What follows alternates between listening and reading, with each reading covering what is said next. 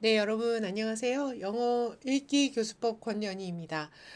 이 영상에서는요, Assessing Reading의 두 번째 파트 여러분들께 설명해 드리도록 하겠습니다.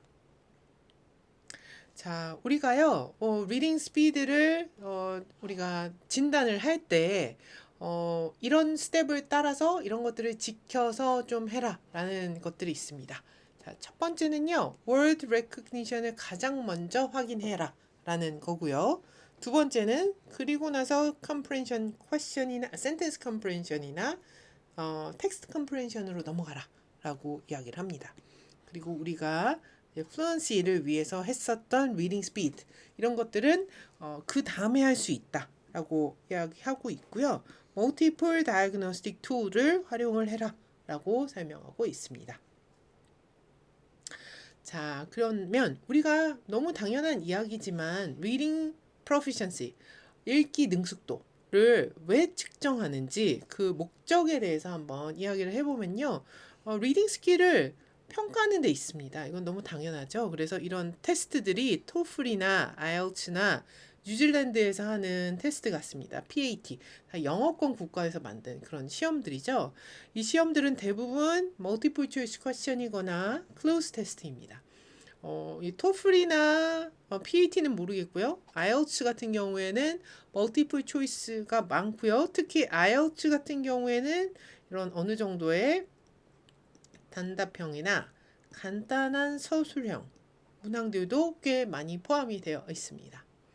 자, 그러면 우리가 첫 번째 클로즈 테스트부터 한번 이야기를 해보겠습니다. 여러분들 이 클로즈 테스트는요, 텍스트가 있으면 이런 형식입니다.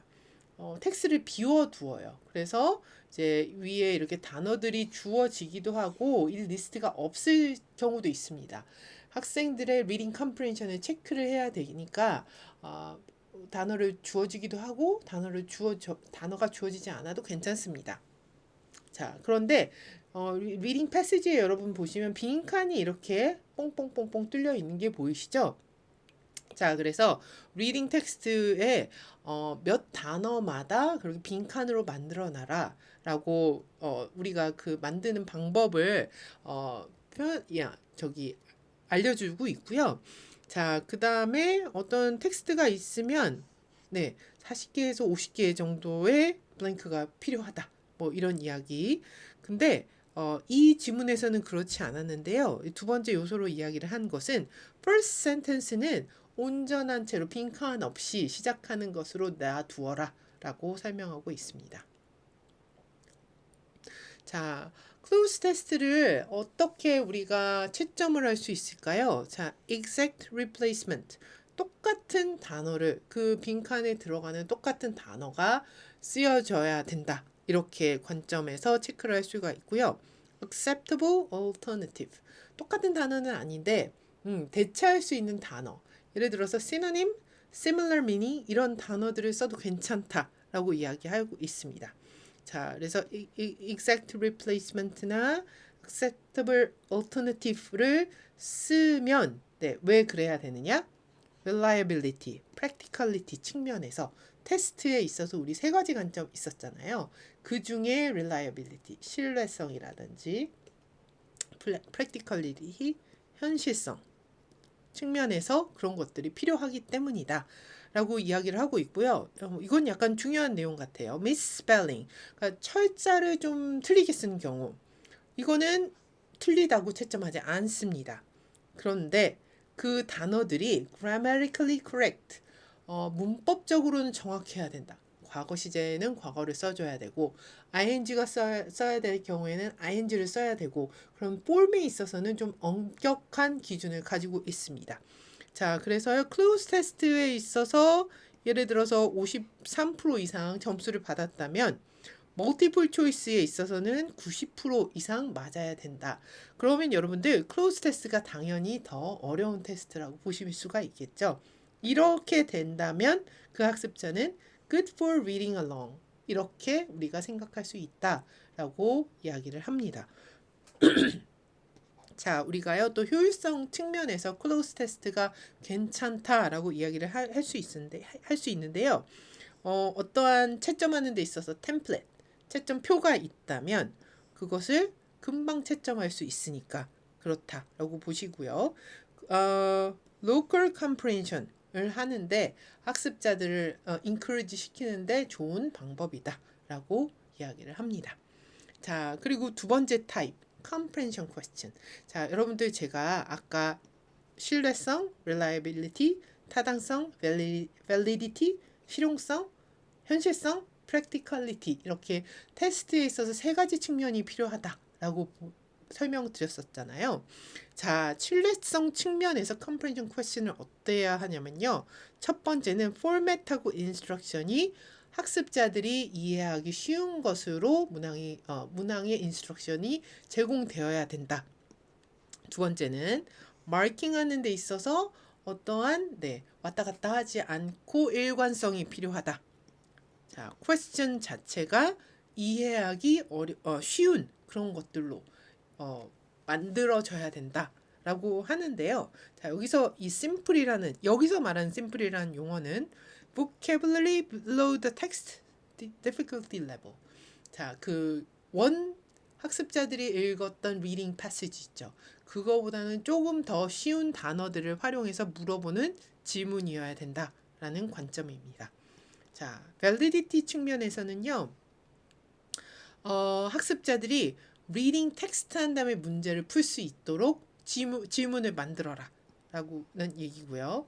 direct text quotes.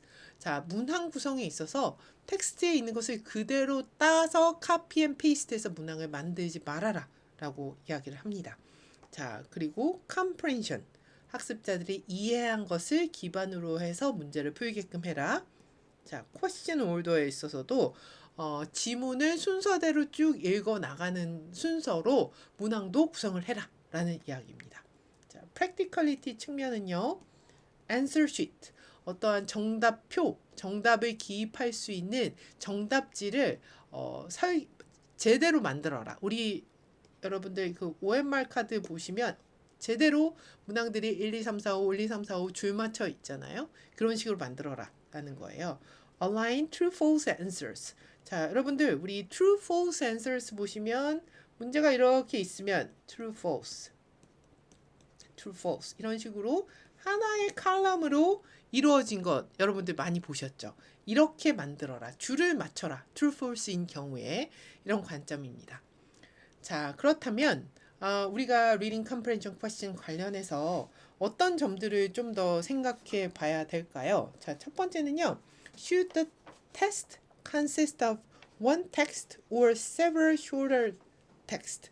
자, 그 테스트 자체가 하나의 텍스트로 구성이 되어야 할까요? 아니면 여러 개의 짧은 리딩 지문을 써야 할까요? 라는 관점입니다. 자, 여기서는요, 우리가 여러 개의 지문을 쓰는 것에 대한 그런 테스트, 이렇게 테스트를 구성할 때 장점에 대해서 한번 보도록 하겠습니다. 첫 번째, reduce background knowledge bias.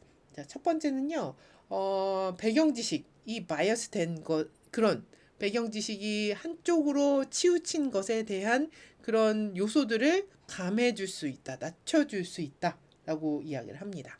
자, 그 다음에요. representation of genre. 장르의 대표성. 하나의 텍스트는 학습자가 실제로 접할 수 있는 다양한 텍스트 유형을 포함할 수 있겠죠. 그렇기 때문에 학습자의 현실적 독서 욕구 이런 것들을 좀 충족시켜 줄 수 있다 보고요. 세 번째는 focused skill testing. 집중된 그런 기술에 대한 테스트를 해라 라고 설명하고 있습니다. 자, 그 다음에 두 번째 이슈는요. Should the time allowed to sit a reading comprehension test be limited? 자, 테스트에 그 시간 제한이 있어야 되나요? 자, limited test time에 대한 이야기입니다. 자, 학습자들이 정해진 시간 안에 리딩 지문을 읽고 문제를 풀어야 하나요? 라는 관점인데요. 자, 우리가 파워 테스트하고 스피드 테스트로 이렇게 나눠 볼 수 있는데요. 파워 테스트는 컴프레hen션 스킬에 좀 집중하는 경우, 스피드 테스트는 퀵 컴프레hen션을 요구하는 경우입니다. 자, 근데 가장 좋은 점은 time should be generally not restricted learners' ability to demonstrate their reading proficiency. 일반적으로 학습자가 자기의 읽기 능력을 보여줄 수 있도록 not restricted 제한을 두지 않는 것이 좋다라고 보고 있고요. 그 다음에 세 번째는 should learners be allowed to look back at the text when they answer the question. 자, 학습자들이 지문을 읽어 나가면서 다시 텍스트를 보게 해야 하나요? 라고 퀘스천을 던져보고 있습니다. 그러니까 리뷰할 수 있어야 하나요? 그러니까 여기서는 리뷰라는 것은 재검토할 수 있어야 하나요? 라는 거죠. 자, 그래서 자, 재검토를 허용하는 경우에 그 benefits를 한번 살펴보면요.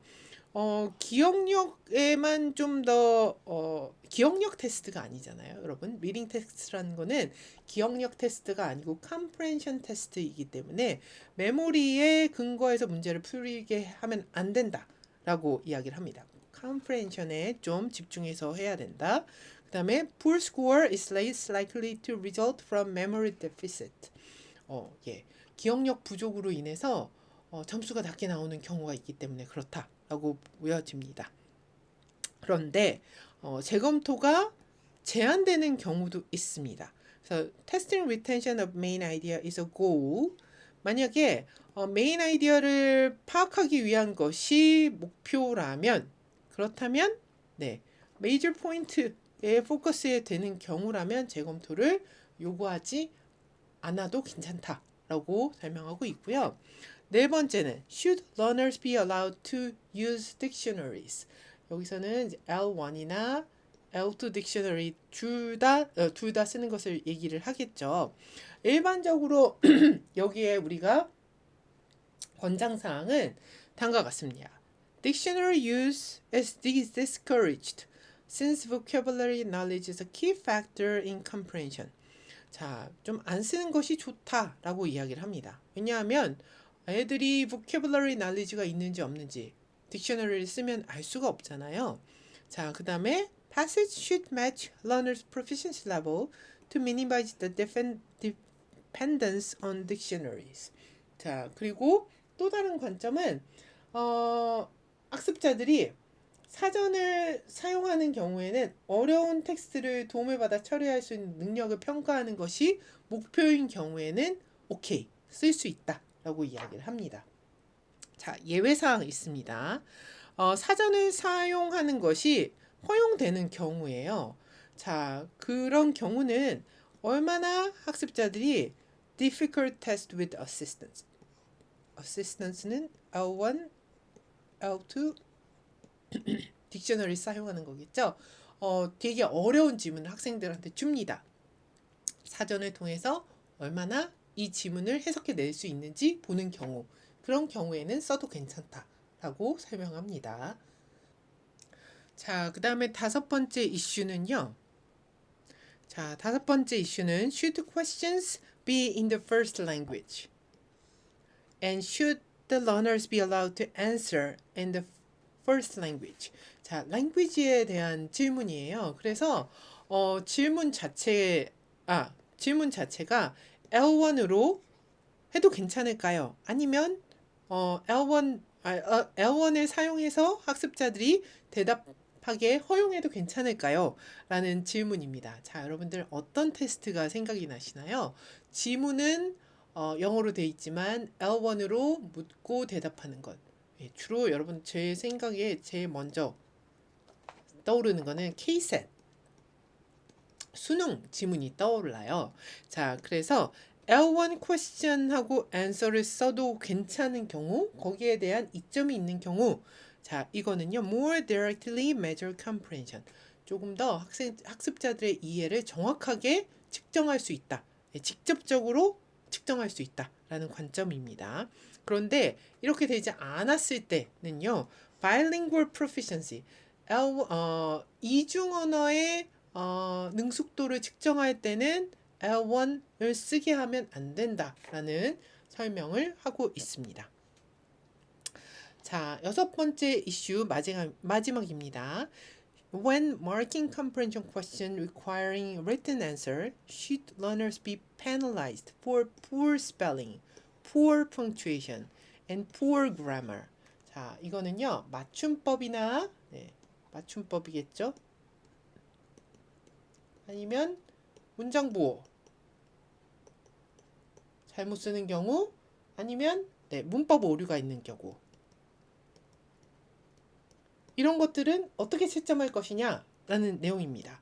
자, 앞에서도 살짝 나오기는 했었는데요. Written answer should not be penalized for errors. 이런 것들은 error이라고 보는 거죠. 의미가 통한다면 error는 그냥 감점의 요인은 아니다 라고 이야기하고 있습니다. The test should measure reading comprehension, not writing skills, to maintain validity라고 있습니다. 자, 우리가 validity를 유지해 주기 위해서는 우리가 writing skill을 하기 위한 것이 아니잖아요. 타당도 얘기죠. 타당성 있는 시험을 만들기 위해서는 reading에서는 reading만 채점해라. 그러니까 writing, error, accuracy, writing accuracy는 크게 상관없다라는 관점이라고 보시면 될 것 같습니다. 자, 여러분들 포커스 퀘스천 2입니다.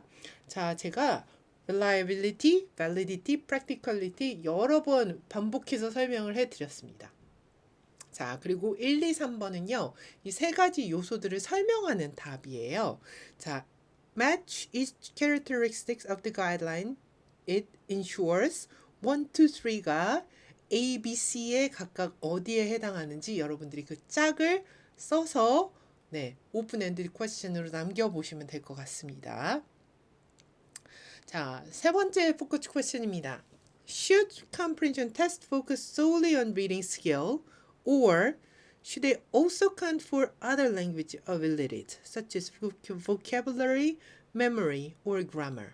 자, comprehension question reading skill에 있어서 reading을 assessing 하는 데 있어서 우리가 comprehension만 물어볼 것이냐, 아니면 vocabulary나 memory나 grammar 같은 것도 물어봐야 할까요?